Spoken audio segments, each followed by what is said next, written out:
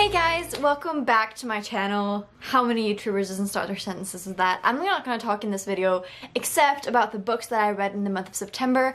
I read 10 books in the month of September, so I'm really happy about that. I haven't read that many books in like a long time, so let's just get started and talk about the books I read. The first one is a new favorite. This is Leviathan Wakes by James S.A. Corey. It is in the Expanse series. I bet the 7th book just came out, but there is going to be an 8th book. This is a soap opera, science fiction, space opera, space opera, science fiction thriller with zombies in space. I know. It's the type of book that if it was a movie, I would never watch it. I would be so shit scared to do it.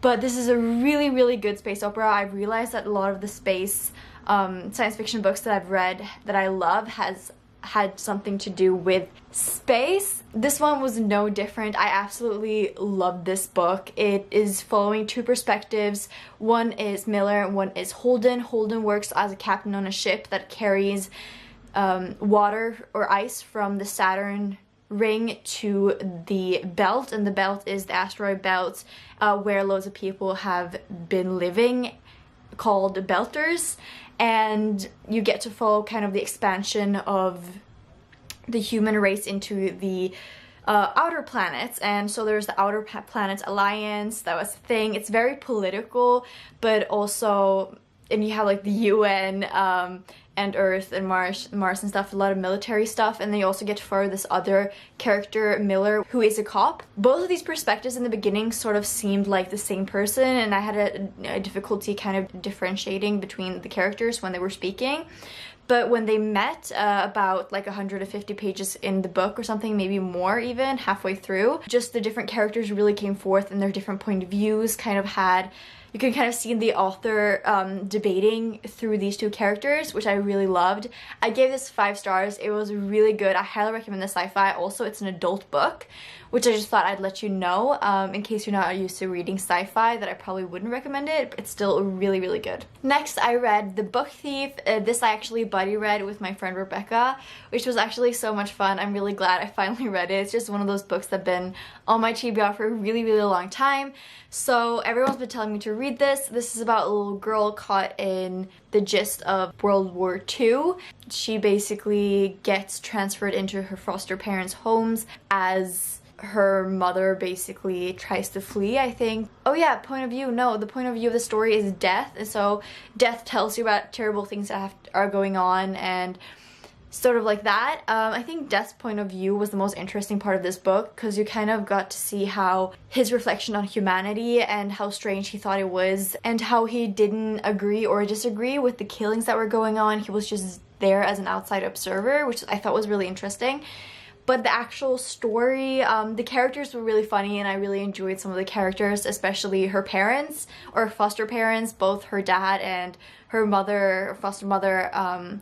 I think she had a great relationship with both of them, and I thought that was really well done. Unfortunately, it felt like nothing was happening. I don't know, it wasn't that good. I'm not a big fan of historical fiction. I don't like books talking about war and stuff, because it just doesn't interest me. I think it's an important book though, and if you like historical fiction, I would recommend it.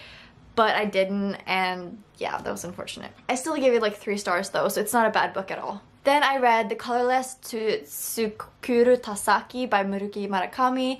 I gave this 5 stars. I really like his writing. I think it's something unique even in the normal.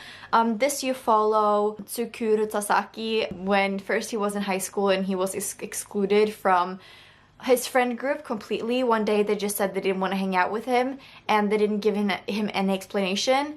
And you follow him when he's like about 30, I think, and he's trying to get a girlfriend, but his girlfriend, she says that he seems distant, and so he needs to solve his personal issues. And from there he goes back, take contact with his old friends to see what was going to what happened and why they excluded him from the group. And it's really interesting when he meets these characters and he sees what's happened to them, and how like this dynamic changed them with the group. And it's just really interesting. It's one of those things that Muruki Murakami does really well, and there is something about the way his writing is that is just so natural and honest. I can't even explain why I love his writing so much. It's not really something I can put the finger on. Much doesn't happen in the book. It's just really good. I recommend him as my author. He's one of my favorite authors of all time. Next, I read The Poppy War by R.F. Kuang. Oh, this book, let me start over. This book has 3 parts. The first part, the main character is in a school that teaches basically people to become military or assassin people, and also this is a fantasy, I forgot to say. It's a high fantasy, and it was so good. Like the first part where she was in the school and she was learning was so good, and she was so strong. The main characters was kick-ass, and it sort of reminded me of Red Sister, and it was really, really good.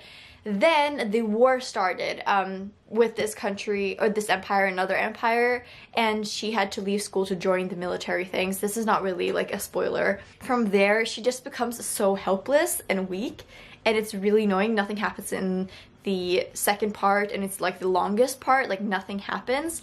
And then the third part hits, and I'm about to like give up on this book, and then the author writes about the most brutal writing I have ever read in a book. Like, it is not okay to put that in a book and not give like a warning about it.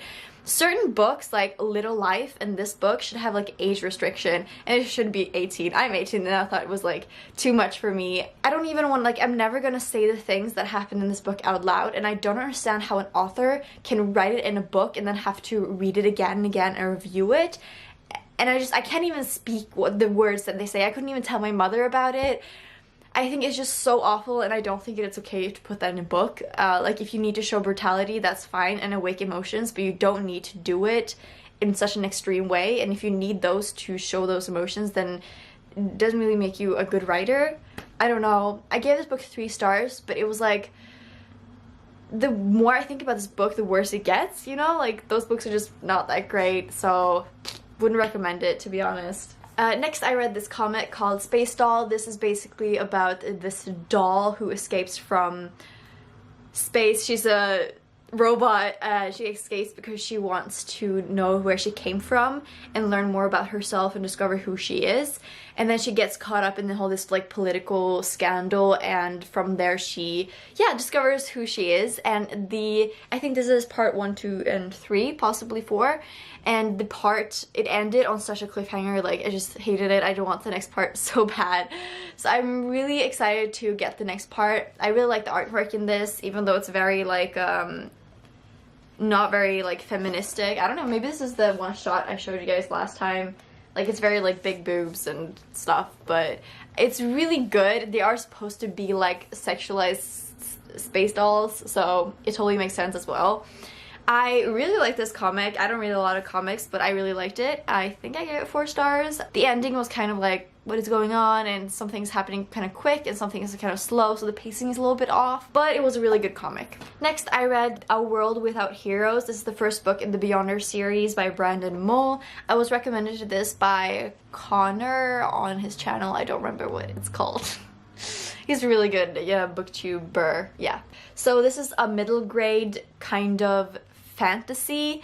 It's a mix between Narnia and Percy Jackson, if that gives you like an idea.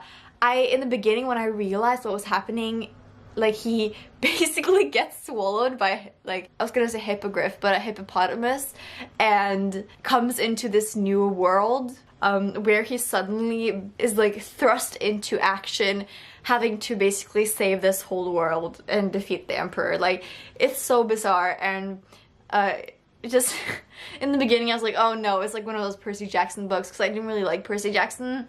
So when I realized that, I wasn't really excited for it, but then, like, the more you read it, the more you get into it, and it just got better and better as I read it. So I did order the second book at the end. I do recommend this middle grade, actually. I thought it was really funny. I really liked it. There is a female lead character as well, so it has a lot of similarities with Percy Jackson, but it is way better than Percy Jackson. Yeah, it's also quite thick for a middle grade. Yeah, it's bizarre. I really liked it. Like, he has to like find syllables to a word, and when he finds all the syllables to the words, he can only speak it once to the emperor, and it's supposed to destroy him. And so he has to go through all of these riddles and meet all these people so that they can tell him like the different syllables, and he has to piece together the puzzle to give the word to the emperor so he can destroy him. Like, it's just one of those middle grade things, but I actually really liked it. Next, I read Paper Girls Volume 3 by Brian K. Vaughan. Is that his name? So this is the third one. This is a sci-fi comic about 4 girls, I think, who gets trapped in like a space travel, dimensional travel sort of thing. And the reason why I gave this one particular 5 stars, I think I gave the other ones only 4 stars. Like, I still have no idea what's going on in these books. Like, it's just so many weird things happening all the time. The reason I gave this 5 stars was because it had a Hitchhiker's Guide to the Galaxy reference, and you would not have gotten it if you didn't read the Hitchhiker's Guide to the Galaxy. And those things, like, when you have read it, it's like a reference to one of your favorite books. Like, that is so good. Like, they were somewhere and they're like, oh, this is just like the Hitchhiker's Guide to the Galaxy, but I didn't bring a towel, which is so, like, it's so funny. Like, to me, I find it really hilarious. But yeah, I really like this. I like the suspense of what's happening. It's really bizarre, but it's also really, really good. I do highly recommend these comics, and I'm so excited to read the 4th one, which I actually have at home. Whew, we have 3 books left to go. So next I read Queens of Fenburn by Kendar Blake. What is it called? The 3 Dark Crowns series? The 3rd one, I just got it in the mail actually. It's waiting for me. It's the next book that I'm going to read. This is a collection of 2 short stories, I think novellas, that take place before the 2 first books. And both of them, the first one was okay, which is about like the childhood of the 3 main characters in the other books, and the other story is about something that happened many hundred years ago, and it's not a queen they talk about a lot. And in this world, basically, they are on an island, and the queen gives birth to 3 triplets. No, 1 triplet. 3 triplets? How do you say that? 3 children, triplets, and one has 1 power each. One is an elemental, one is a naturalist, and one is a poisoner. And when they turn 16 or something, they have to kill each other. And yeah, so that's like the story of this whole series. I do really like the series. I think it's really good, and I'm really glad I read this novella. It is really good. The second one is really touching and hard to read, and the first one was just good. I'm glad I read it. Okay, next I read City of Ghosts by Victoria Schwab. This is her new middle grade release. I read this book so quickly, like it was insane. This is basically about a girl who died, and this ghost brought her back to life and basically stayed with her and became her best friend. And after this experience, she's able to see ghosts and enter into the ghost world that she calls the Veil. Her parents, ironically, which is really funny actually, are ghost researchers, or they like write books about ghosts. And so when her parents are invited to make a reality series about ghosts, they have to go to Scotland for the summer in Edinburgh. And basically there are loads of things happen and action and stuff. So it was quite good, like it's entertaining, but it didn't really like delve in deep. Like I've been really disappointed with her middle grade lately. I know her adult / I guess young adult really, the Darker Shades of Magic series are so good, so I know how good she can write.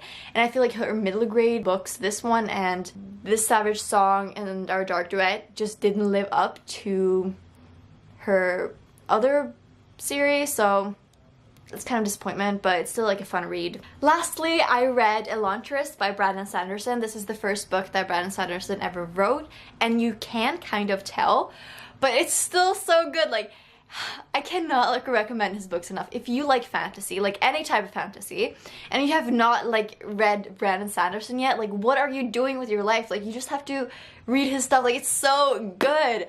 Like anything he writes. I first read Warbreaker, and then I read the Way of Kings series, all 3 books. Yeah, Elantris, it's basically about, you follow 3 different characters. One is princess that is going to marry a prince. The prince has just gotten this sickness and been sent to a city where everyone else is also sick, and nobody gets cured from the sickness.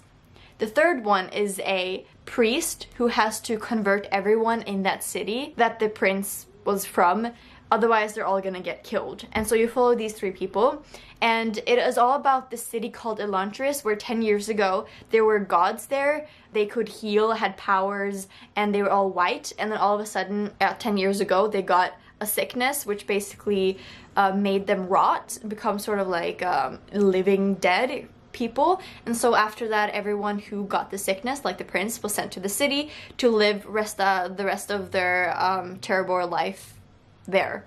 And yeah, that's what it's about. It's so incredibly good. I loved it. The ending was like I've never felt, even with his other books, I've never felt like a race to the end. Like you're trying, like you can't, your eyes want to read quicker than you actually can read, and you get really frustrated because you can't read quick enough because they're just so good. I really love this. It was really, really good. I highly recommend his books.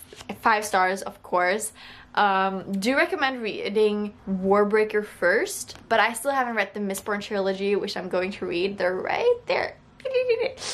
So I'm really excited about that. So those are all the 10 books that I read this month. I hope you guys enjoyed this. Tell me below what books you guys read this month. I would really love to know. And also give me book recommendations if you know any good books. I just forgot a book that I haven't told you guys about.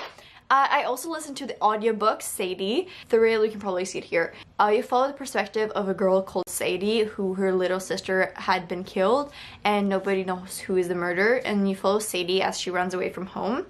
But also you follow this podcast of this man who is trying to figure out what happened to Sadie after she left when her sister died. It is such a good audiobook because the podcast is like a podcast and it's really, really realistic. So I highly recommend the audiobook. Unfortunately, it's not the type of book that I would read now. I think I'd probably like it when I was like 5 years ago. Oh my god, I was 14 5 years ago. That's so weird. So I probably would have liked it a lot more when I was 14 because I love those kind of books then. But it was a really, really good audiobook. Probably the best audiobook I've ever listened to. It was just really, really great. Highly recommend it. Not the physical copy though, because the story is okay. So yeah, that is the actual wrap up. I hope you guys continue to have a lovely day, and hope you guys are gonna have a lovely reading month this month, coming month, and also tell me about what books you're planning to read because that's also really interesting. I'm so out of breath. Thank you guys so much. Bye bye.